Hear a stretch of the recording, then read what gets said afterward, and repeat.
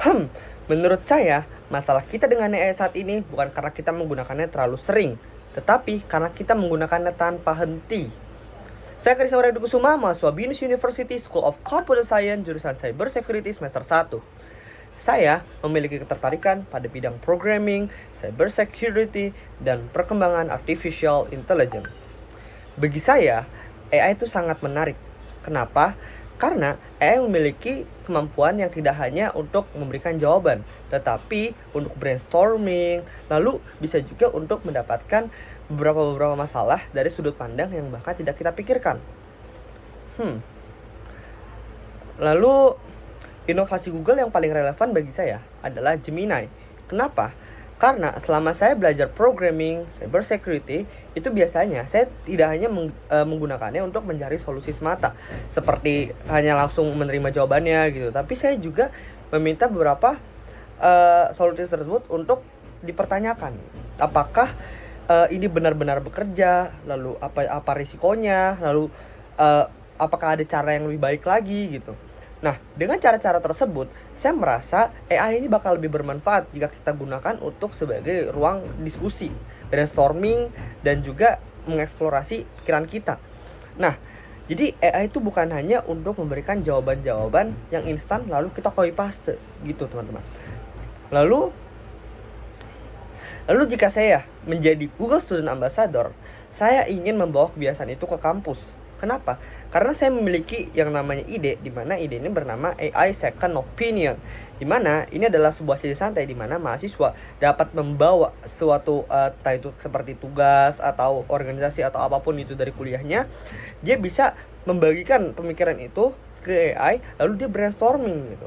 Dan dia bisa mendapatkan berbagai alternatif pemikiran dari AI tersebut.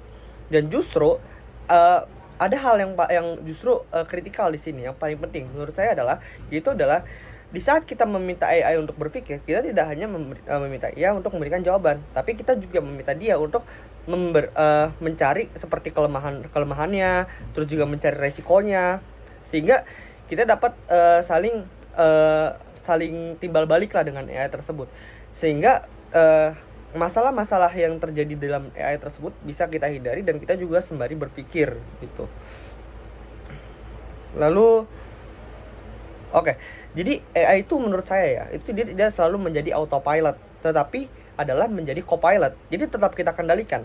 Saya juga ingin membuat teman-teman saya tidak hanya melihat AI sebagai teknologi yang pintar, tetapi juga memahami bahwa kualitas hasil yang kita dapatkan itu tergantung sama seberapa banyak brainstorming dan pertanyaan, dan bagaimana juga cara kita mengevaluasi di AI tersebut gitu. Saya sendiri ya teman-teman, pernah mengalami beberapa masalah dalam belajar gitu. Saya ingin mempelajari terlalu banyak hal sekaligus, seperti programming, cybersecurity, AI, dan banyak lagi.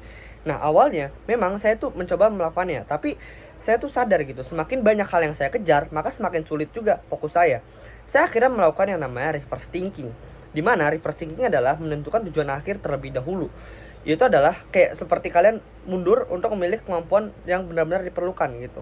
Jadi setelah kalian tahu apa tujuan kalian, kalian melihat gitu apa yang perlu kalian lakukan untuk mendapatkan tujuan ini. Nah, pendekatan ini menurut saya ini dapat membantu saya untuk menentukan yang namanya prioritas, di mana proses belajar kita itu bakal semakin terarah, teman-teman. Nah, lalu yang terakhir adalah jika saya terpilih sebagai GSA atau Google Student Ambassador, saya ingin membangun budaya di mana mahasiswa berani bereksperimen dengan AI. Jadi dia tuh tidak mudah percaya kepadanya, tapi dia bereksperimen gitu dengan AI, teman-teman. Nah, lalu saya ingin membuat dampaknya juga. Jadi dampaknya ini adalah dia tuh membuat orang yang menggunakan AI itu menjadi benar-benar kritis. Jadi dia tidak asal copy paste aja, tapi membuat dia tuh lebih kritis dengan menggunakan AI. Jadi harapannya kebiasaan tersebut itu tuh nggak cuma berada di kamus doang ya, tetapi bisa juga terbawa ke entah itu projectnya, komunitasnya, ke UKM-nya, atau bahkan ke dunia kerja profesional dia, seperti itu teman-teman. Oke, mungkin sekian dari saya, kurang lebihnya mohon maaf. Terima kasih.